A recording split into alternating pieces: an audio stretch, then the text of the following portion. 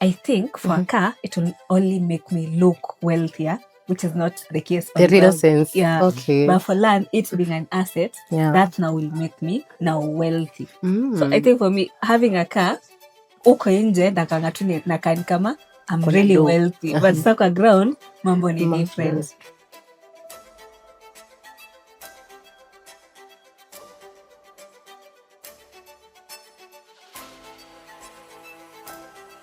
Hi guys, welcome back to the Username Podcast episode 4. So my name is Mary and I'm here with my amazing colleagues. I want them to introduce themselves and then we tell you what we have for you today. Hi, my name is Mercy. Hi, my name is Victor Luvega from Username Providers. So today we have a very interesting topic and we're going to discuss which is it land, is it car? Which one comes first? Which one would you prefer? So let's hear what our team has for us. So we start with Victor. I think, Victor, what would you prefer? Do you prefer a car? Do you prefer land? Which one is a priority for you? Of course, it seems to be a difficult question that one will be entangled in to choose which one comes as a priority. But then for me, it depends on each and every person have their own priorities in life. There are people who prioritize maybe land. There are people who prioritize the one to own a car first, depending. So in terms of also time as well, you could be coming from a family where you have a huge piece of land. You don't need land anymore. You'd go for a car. But there are people like from their background, they don't have anything in terms of an asset like land. You would say. So for such a person, they would consider by going for a car. So it depends as well. Yes. That's a good move. What about you, Mercy? You ask if buying a car is a financial mistake. No, a priority. Or a priority. What would you prioritize between buying a car and the land? Okay, I think for me, I would like to own both, right? Okay. What now would make the difference is the timing. The timing I'll invest in this car, the timing I'll invest in this land. But if I was to be asked, I think I would opt for land first and then car later. Okay, so why would you go for land first? For land first? See, for land, it's offering more of stability, security. Okay. Car gives more of comfort. So, so for me, I feel I would prefer security and stability first before now going to comfort. To comfort. Yeah, comfort, That's so good. What about Victor? What do you have to say about that? For me, I would prioritize land as well. Then maybe later on, you can do a car, you would go for a car. And I have a number of reasons why I would prioritize in terms of land. So for me, number one is in terms of, let's say, the cost aspect, in terms of maintenance. Because you'd find someone is buying a car at 1 million, the other person is buying a car at 1 million, is buying land at 1 million, the same cost. But now the cost of maintenance for both of them, they're totally different. Unajua shamba mimi naamka asubuhi nachukua jembe naenda na mboga napeleka soko nauza. I get something. But of course if also if I'm buying a car, inategemea. Am I buying that car for commercial purposes or for personal use? That is also another difference. So if it is for personal use, then just know that is a financial liability. Utaweka insurance, utashikwa na polisi, something happen, utaweka mafuta, you need to change the tires and all that. But shamba nikishanunua, I can decide niamke na jembe, niende nitafute mbegu kidogo ya sukuma, nipande na nilete soko, and I sell. Even in times when those are crisis moments, when you don't have money. Unajua gari, how many people buy cars and zimelala kwa car park because they don't have fuel. True. Yes, it's also, so for me that is a kind of a liability as well. But in this case, if I prefer, I would go for land first. Yes. And in terms of wealth, do you think a car makes you wealthier or land makes you wealthier, Mercy? If a car makes me wealthier or land makes me wealthier, I think for a car, it will only make me look wealthier, which is not the case for The real ground. sense. Yeah. Okay. But for land, it being an asset, that now will make me now wealthy. So I think for me, having a car, uko nje nakani kama I'm really wealthy. But sasa kwa ground, mambo ni different. What about Victor? Yeah, for me, land is a good asset because apparently nikiwa na in terms of liquidity, of course, nikiwa na gari naweza uza haraka, but because something else you should know, if I buy land today at 1 million, after 2 years nikiuza hiyo shamba I'll sell at 3 million, 4 million. There's no way I'm going to sell that land below the cost that I bought that land. But for a car, do you know unaweza nunua gari hapa Toyota Kenya, for example, maybe I don't want to mention a brand, but then you buy a car at 1 million, ukirudi hivi uzunguke around, uambie staki hiyo gari, mwenirudishie pesa yangu, watakupea at 500k. Almost The minute that car leaves the car, it depreciates. Yeah, true.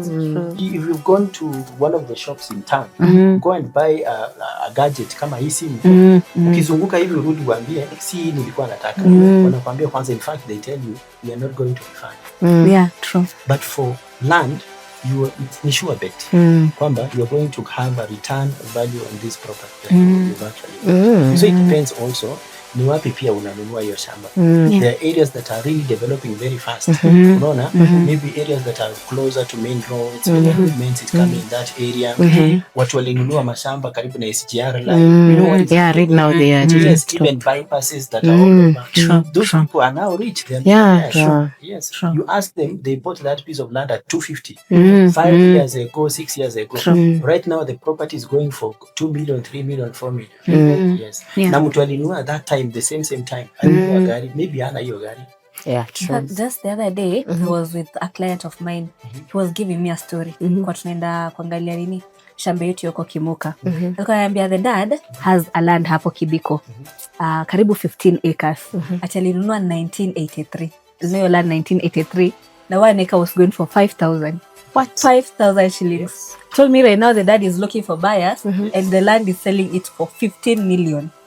So imagine from 5,000 acre to 15 million for 1 acre. So you see, there's a very big difference. Yeah. The only mistake that people do right now is, you see, there are people who initially invested into matters land when they were young, of course. So right now they are going for cars because they already have that. Yeah, true. That would make sense. So ukijoin hawa unataka kununua gari, nao washajipanga, utapotea. Okay, concerning that, about what makes you wealthier, what if we ask, which one can liquidify fast? Is it land?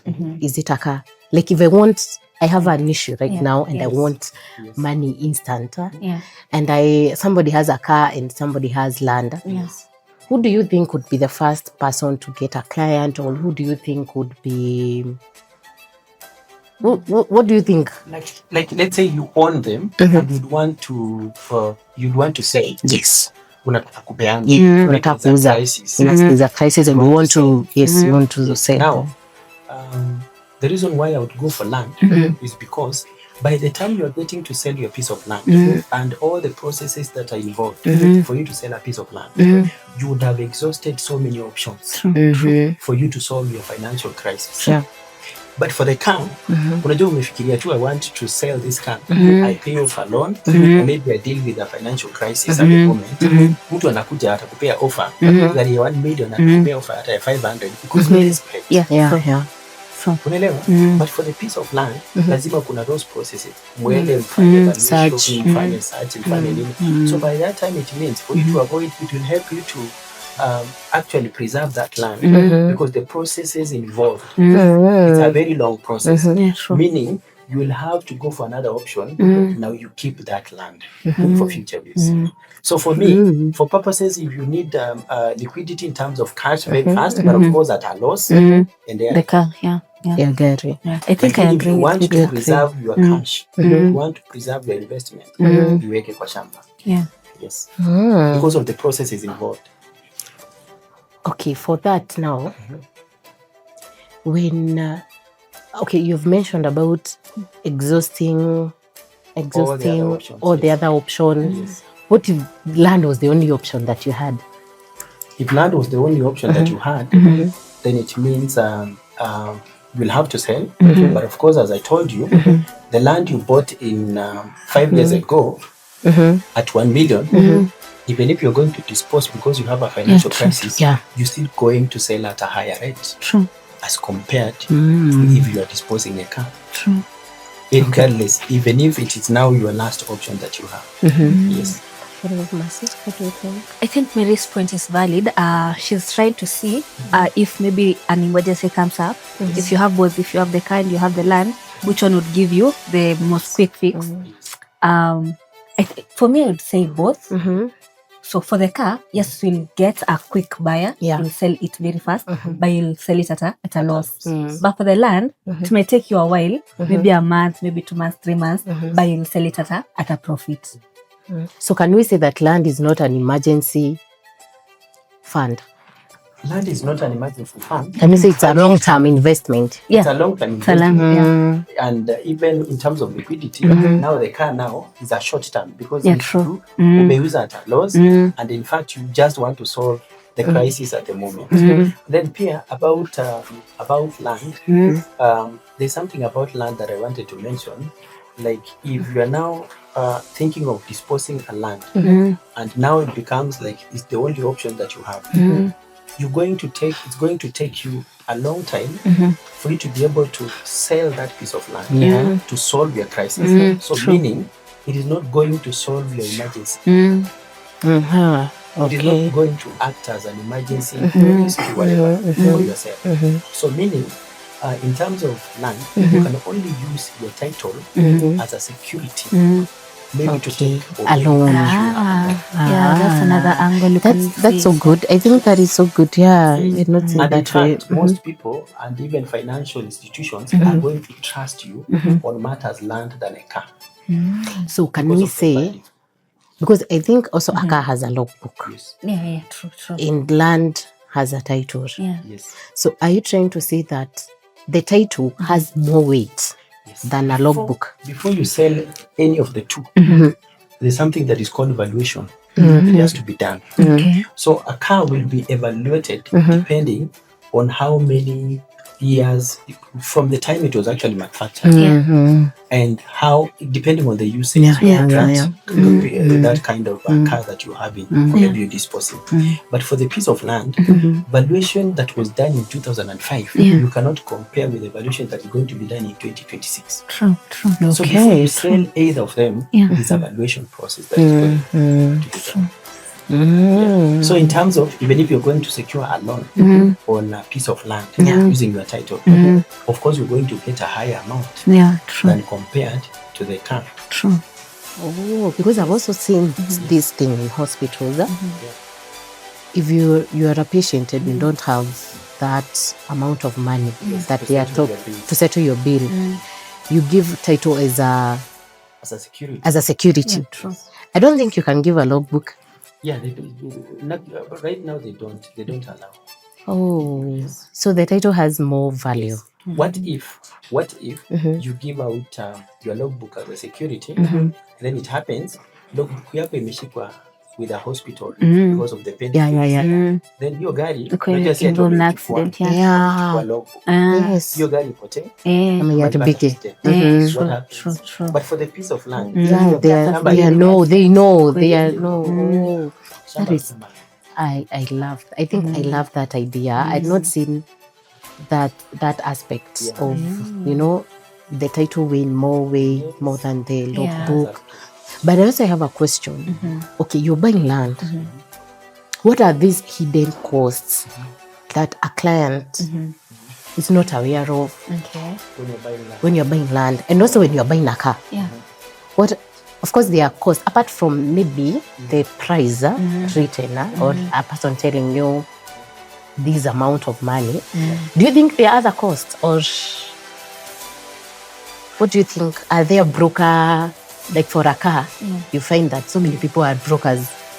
like right now, most of the cars, 90%, 99% of the cars in Kenya, people own in Kenya, they're not new cars.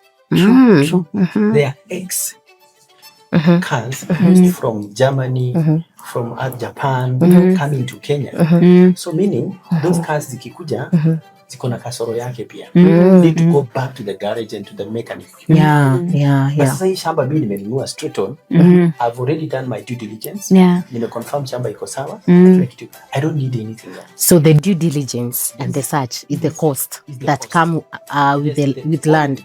Yes, it comes. Can you imagine shamba?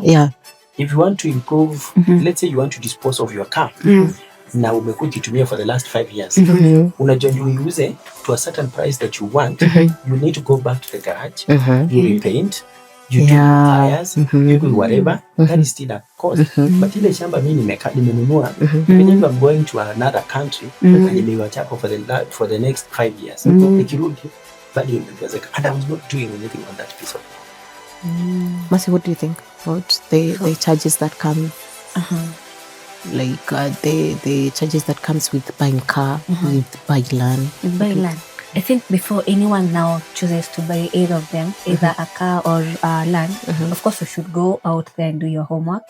But for a car, I think it's just the normal ones, insurance. But again, when you purchase that car, now there are also all those maintenance fees, the fueling. Now for land, we have so many companies out there, just like Username Properties, that cater all the hidden costs, like the stamp duty, the legal fees. So you find the price that is placed on land, it's covering for everything. So you don't have to go any extra mile to cover for the extra cost. So for the land, it's catered for. But for the car, you have to cater them yourself. So you're saying insurance. You even pay for a comprehensive insurance. Mtu analipia gari, let's say like 70 or maybe 100k a month, or maybe per year, na kuna accident inatokea. Lakini hiyo 100k, mimi nimepiga nayo fence kwa plot yangu. Umeelewa? Ime add value for the piece of land. Wewe umechukua hiyo 100k umeweka kwa insurance, na hata hakuna accident imebaki. So this is, she has said like Username Properties. There are no other legal. Once you're told maybe this plot in Matu is 250, it's just 250. You just know it's 250. So this is what I want to make clear. Like I'm talking to you, Victor, as a CRM, and I want that plot in Matu. That means I'm not obliged to pay you any broker money. No.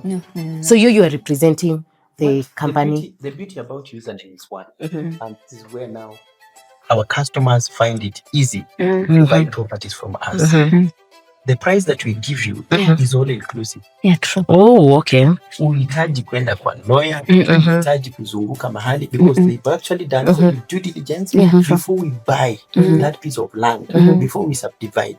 We have done a lot of due diligence on that piece of land. So, of course, we allow our customers, if they have their own private, maybe lawyers, advocates, whatever they would want to include in the process of purchasing this piece of land from us, they can do that. But the beauty about us is there are no hidden costs, like legal fees, stamp duty, it is all inclusive. Wewe ukishalipa, umeelewana at 250, unafanya documentation, wait for your title. So once I pay 250, you are done. I'm done. I'll just come pick my titles and start building or do what I want to do. I think that is so good. Of course, there are brokers and there are some people out there wakikuzia shamba, they don't tell you about those hidden costs. Ukalipa the principal amount that they told you, later wanakwambia pay 70,000 for the title transfer. Yeah, for the title transfer. Yeah. So what Victor would maybe advise is people should opt for companies over brokers, right? Yes. You should go for companies. But of course, again, in the companies, make your own due diligence about the company as well. Well, I think there is a lot of wisdom in that, because I've seen instances where somebody has purchased land, because there are people who argue that I don't want to buy from a company, I want to buy from individual.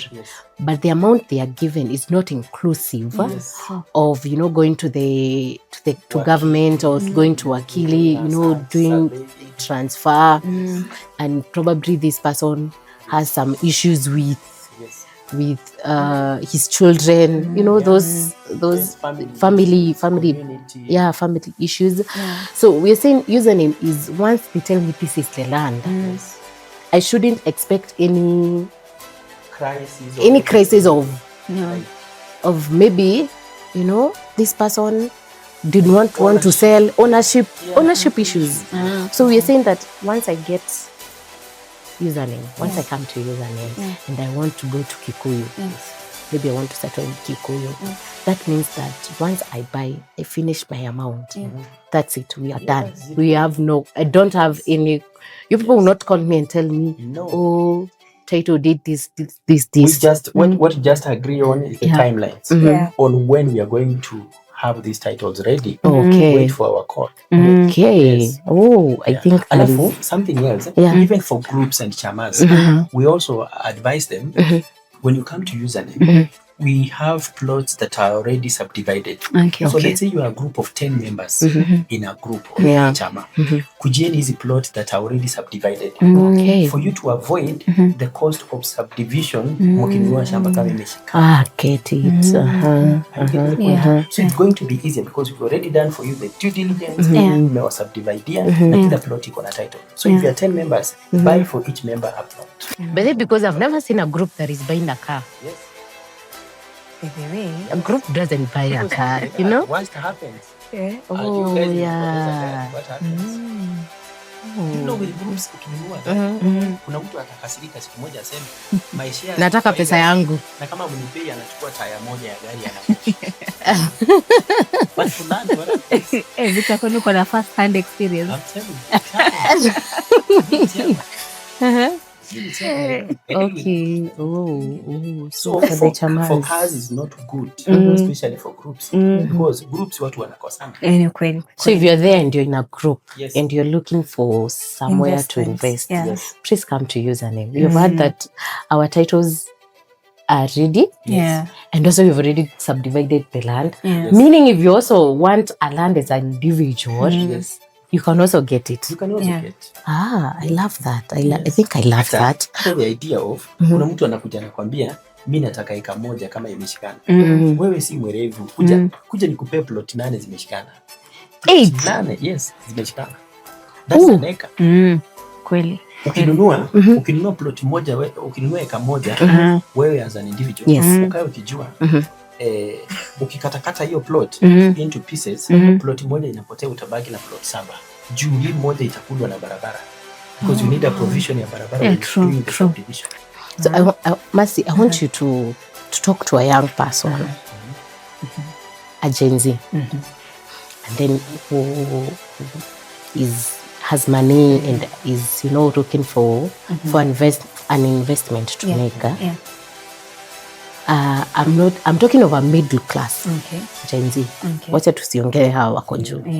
The middle class Gen Z who is earning, can be able to pay rent, can pay their own bills, and they have some money and they are considering, I think I can get academia mahari, ama nipate shamba ya Thikio. What did you tell them? So for my fellow young people out there, what I would advise them as Mercy, having weighed both options, the option of having a Kamaldademio, which is a car, and the option of having land. I think this conversation is not even about hating cars. Yes. Like, both are good and both are good assets and good investments, right? Yes. I think the only difference is the timing. So for a fellow young person, I'd advise them to go to check the timing, like the timing to get a car, the timing to own land, right? So if that car maybe brings direct income to them, or maybe they need it for survival, then they should opt for a car.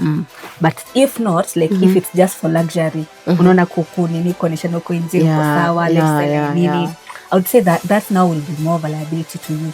But kama hii gari unaitumia kupatia nini income, ikusaidia hata kuchangia pesa nini unapata kutoka kwa hiyo gari ndio ununue shamba, then go for the car. If not, just get the land. Because at the end of the day, this land will give you stability. It will give you a home that itakupatia hata pesa mingi zaidi in future. So do you define financial security? Like the difference between looking successful in terms maybe of gone, taken a loan, you know, I'm working, I'm here in Nairobi, I'm working. Naona kwa payslip yangu nikikatwa at most 10k. Siko mbaya vile, you know, I go and buy a car. And the financial security of that much as nimechukua loan na kuna loan nalipa, I have learned somewhere. I think, how would you define looking successful in financial security? Mercy. So you can answer. For me, I'm very rich if I'm having 2 titles than having one logo for Mercedes. Mercy, what do you think? I think for stability, you know, people nowadays have normalized these flashy lifestyles. Sijui watu wa forex, sijui nini. But at the end of the day, ni lifestyle tu tunaona. Unapata ukikuja kwa ground sasa, apparently they don't have anything. Not true wealth doesn't shout like it's quiet. You see? So, I don't know. Alafu pia, you can balance. Unajua tumesema tu, a car versus buying land. There's someone who can go for a local Vitz, kagari kadogo, ka 300k, na nunue shamba ya 4 million. It's still okay. That's okay. That's okay. That's still okay. But in this case, we are talking of now someone who is going for car ya 4 million versus shamba ya 4 million. So it doesn't mean that someone who's a Vitz ya 300 ama 250,000 ati amefanya makosa. No. For mobility, mtu bado anatoka mahali anaenda, anataka na anaenda mahali anafika. And that is why nakwambia, when you had the crisis in Kenya, the fuel prices, so many people, when it disposed the big engines, Even COVID. they went for the to-do-dos. Because they realized, bado naweza toka one point niende. To another one. Yes. Yeah. So si ati ni mbaya You're kuona. cute, Victor. Yeah, I get it. You're not like demonizing Yes. owning a car. Yes. We're just looking at the angle of priority. Yes, priority, yes. You know, as a Gen Z who just finished school, you know, and has started life and wants to grow, is looking for growth. So what would you advise them? Someone just left school, yeah? Saizi, uzuri kama username, is username sako. Mtu naingia na 1k registration, then on a minimum monthly basis you are able to save 1,000 bob. So even if you are going to uza hiyo mtumba pale, you're going to kufanya hoka kidogo tamu or uze mayai fanya, you can still be able to save. And the bit about it is, you don't need any security or whatever. You just need I don't need any guarantor. I don't need to call my dad, home and be like, somebody who is telling me I want a loan, and they are telling me you need to guarantor. As long as you are coming to buy land from username, and you are a member of the circle, you don't need any guarantors. Okay. You just need to be a member of the circle, save kidogo, ukifikisha angalia ile shamba imekupendeza, kuja utuambie, can you finance me for this?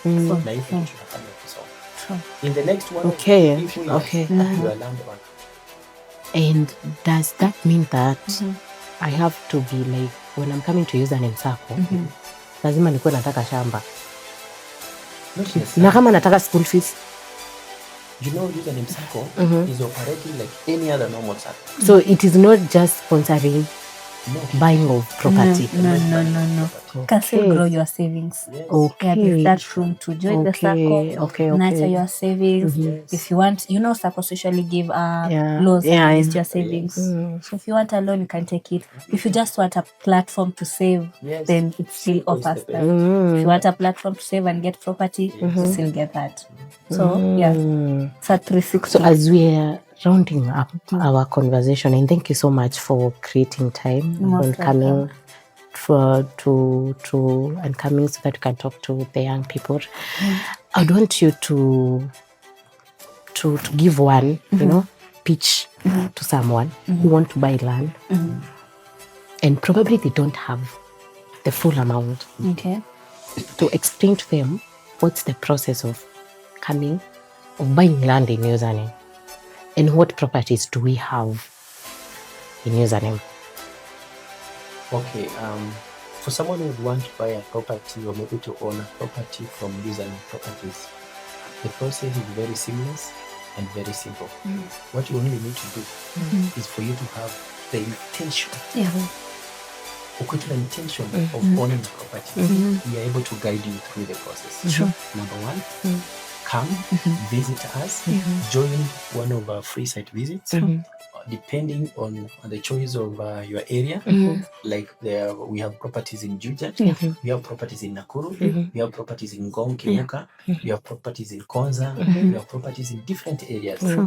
So it's you to choose. Once you identify a location, you pick according to your preference. Kila mtu ana prefer. Mtu ana prefer kukaa Matu, mwingine ana prefer kukaa Nakuru, depending on different reasons. So come and join us for a free site visit, either on Wednesday or on Saturdays. But if you're around Nairobi for properties around Nairobi, I invite you. Site visit is free every day. We can take you anytime. And then after that, once you identify a property, unachagua plot, kuna form utajaza inaitwa offer letter, then you fill out the details, you choose a payment plan, you're either going to pay in cash, ama installments after 12 months. Na ukikwama kabisa, tunakufinance 95%. So Mercy, I want you to tell us what requirements do I need to have when joining Username Circle, and what is required of me to get a loan to Username Circle, and what benefits? What are the benefits of me as an individual joining Username Circle? So joining Username Circle is really easy. First, you have to register to become a member. So you register to become a Username Circle member, right? The registration fee is only 1,000, right? And also, you know how circles work. When you're in the circle, at least you need some shares. So you need a share capital of 5,000 for Username Circle, which is the least. That's the list. Meaning if I want to add, I can add. You can add, yes. Okay. So registration of 1,000, you buy shares worth 5,000. And also now, because circles encourage saving each and every month. For us, the minimum amount you can just save is 1,000. So you only need a minimum of 7,000 to become a member of Username Circle.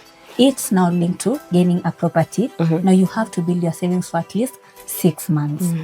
So when you become a member, you build your savings each and every month. You save at the 6th month. If your savings are enough, now you can take a loan to a property or even in liquid cash. Depending on your priorities at that stage. Do I have to come to your physical office to register for Circle? No. Given that it's a digital world nowadays, we digitalize everything. They just share the link to join. You register yourself at the comfort of your home, even for the saving, for buying the share capital, everything at the comfort of your home. You know, nowadays, like what we have going on is Sabosa.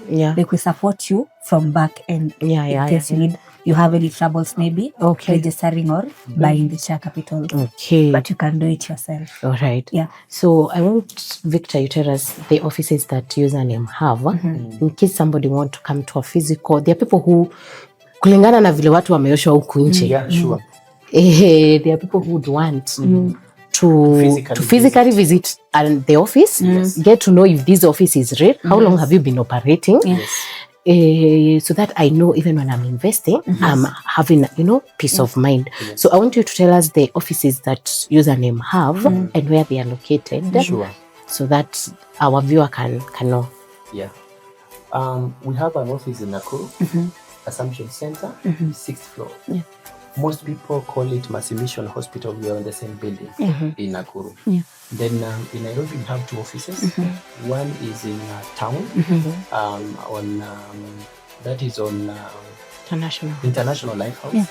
That is on 6th floor. That is our town office. Then when you come to Westlands, that is where we have our head office. That is on Lemak Towers, 4th floor. And on Lemak Towers, 4th floor, that is where we now have the Username head office for the Circle and the Username property. Correct. So thank you so much for creating time and coming. I've really appreciated your time. And thank you so much, our viewer, for joining and listening to us. We are really, really delighted to have you. So we want to end our conversation for today. And until next time, see you. Bye.